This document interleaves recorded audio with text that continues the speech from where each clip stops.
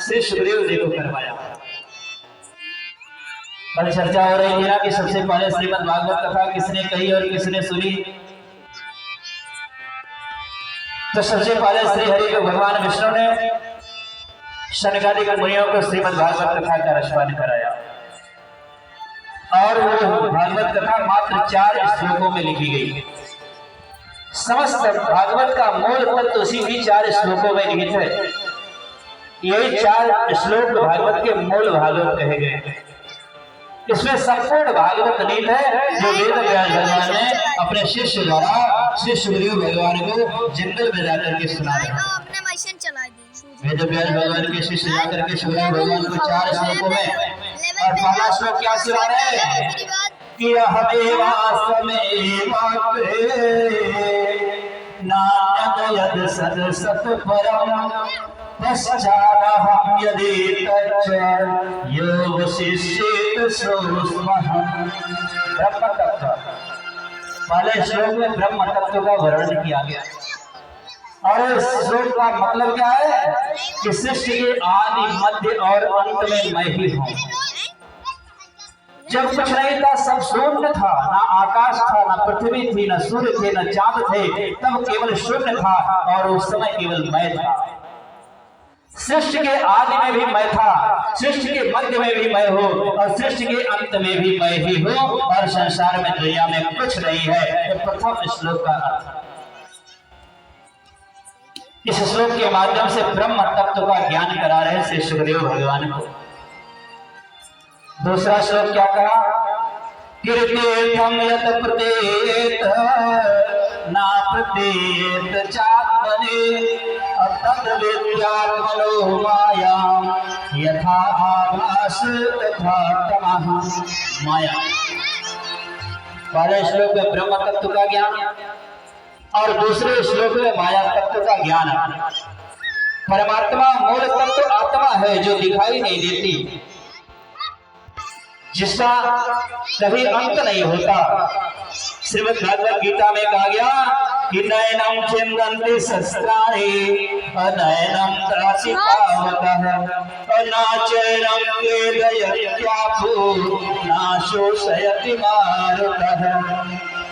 यह आत्मा अजर और अमर है, इसका कभी विनाश नहीं होता, इसको जल कभी गीला नहीं कर सकता, अग्नि जला नहीं सकती, वायु सुखा नहीं सकती, अस्त्र शस्त्र काट नहीं सकता, अर्थात आत्मा अजर और अमर है। दूसरे श्लोक में माया तत्व का प्राविधान चतुर्थ श्लोकी भागवत में वेद व्यास जी के परम शिष्य श्री सुखदेव भगवान को जंगल में सुना रहे हैं। पहले श्लोक में ब्रह्म तत्व, दूसरे श्लोक में माया तत्व का वर्णन और तीसरे श्लोक में जीव तत्व का वर्णन किया।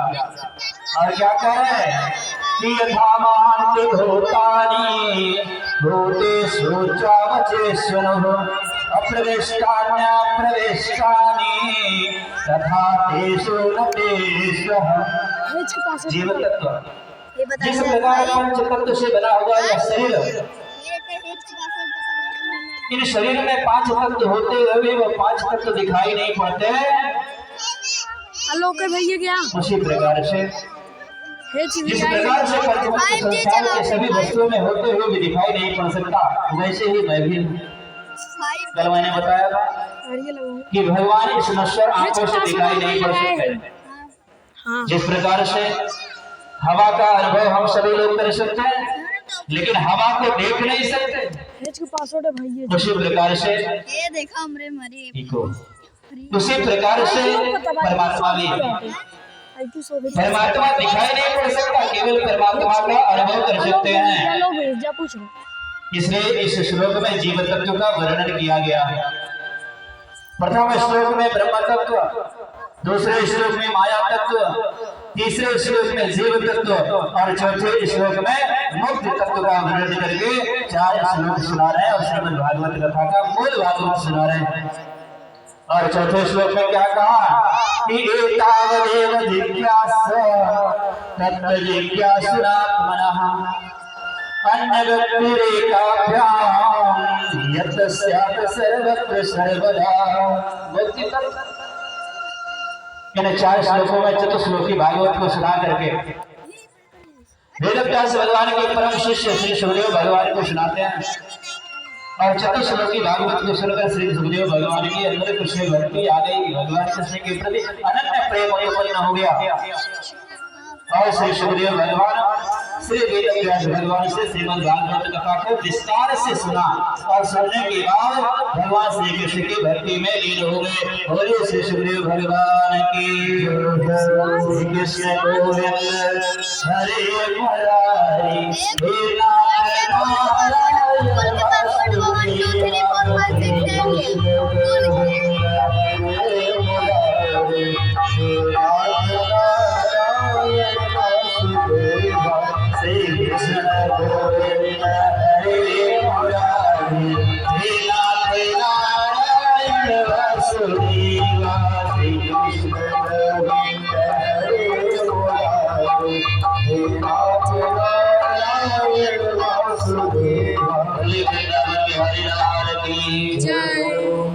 श्रीमद् भागवत कथा में दो महत्वपूर्ण पात्र, एक श्री सुखदेव भगवान और दूसरे राजा परीक्षित। श्री सुखदेव भगवान राजा परीक्षित को 7 दिन में भगवान की कथा का श्रीमद् भागवत कथा का रसपान करा करके राजा परीक्षित को मोक्ष प्रदान किया। तो सुखदेव भगवान कौन है इसका विस्तार से वर्णन आपको बता दिया कि सुखदेव जी है कौन। अब आती है बात महाराज परीक्षित की। महाराज परीक्षित की कथा और महाराज परीक्षित है कौन, इन कथा में लेकर के चलने का प्रयास करते। प्रथम स्कंद में बड़ा विस्तृत वर्णन है भागवत कथा का कि एक बार जो कौरव और पांडव के बीच महाभारत का युद्ध हुआ।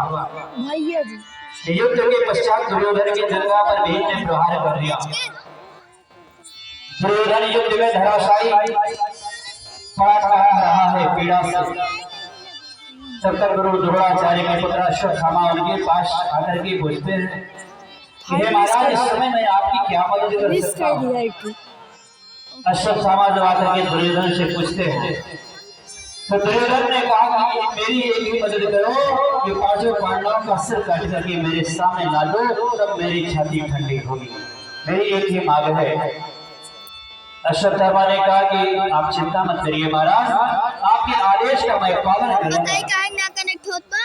अश्वत्थामा चल पड़ा 5 पांडवों का सिर काटने रात में छल से सोचा कि जब 5 पांडव सो रहे होंगे तो समय उनका सिर कलम कर दूंगा।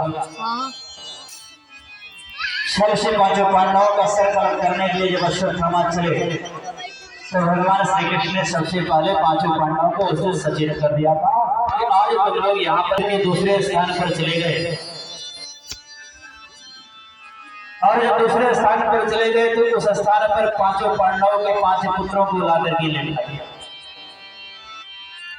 5 पुत्रों को लेटा दिया, ऊपर से चद्दर।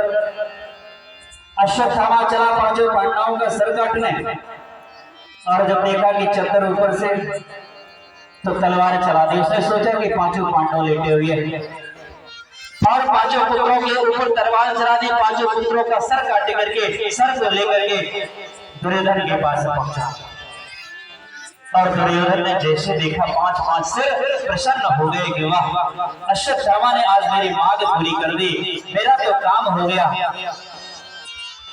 लेकिन जब दुर्योधन और सर पर हाथ फेरता है तो सर थोड़ा सा नरम लग रहा था, क्योंकि बच्चों का सर था और जो नरम लग रहा था तो जैसे ही चद्दर को हटाया देखा तो 5 पांडवों की बेटी का सर कटा।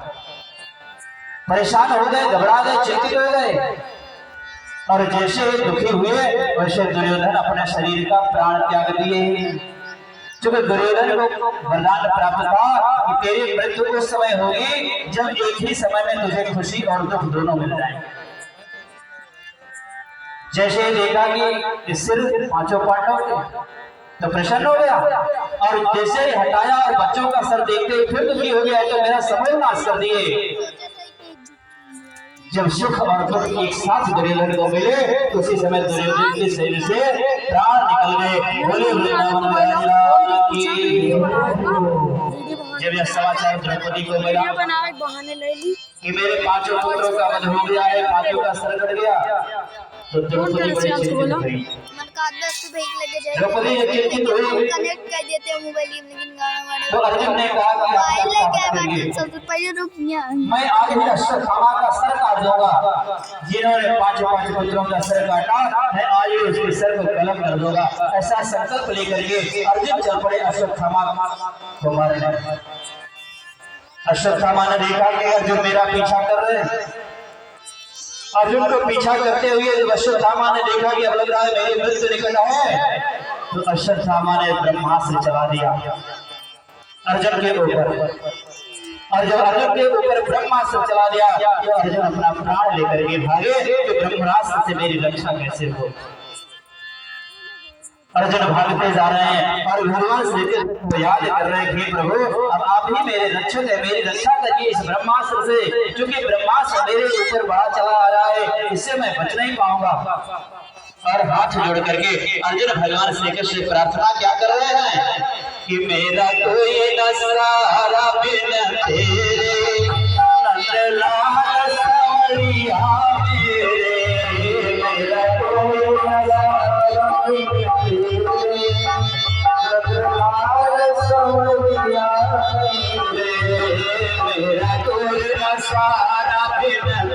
मेरे, मेरा कोई न सहारा बिन तेरे,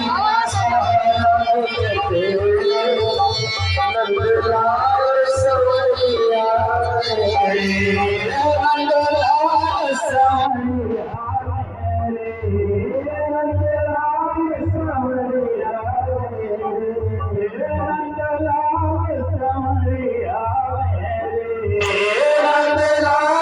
सावरिया मेरे, मेरा कोई न सहारा बिन तेरे, नंदलाल सावरिया मेरे, नंदलाल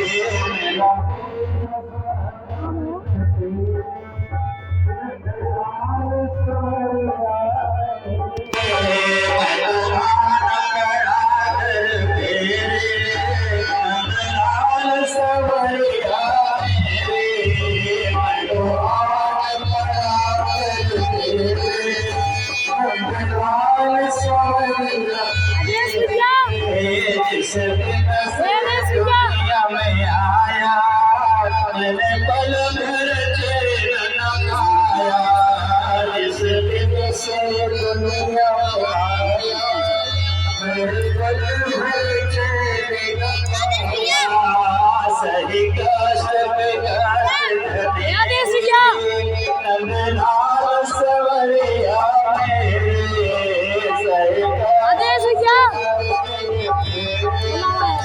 नंदलाल सावरिया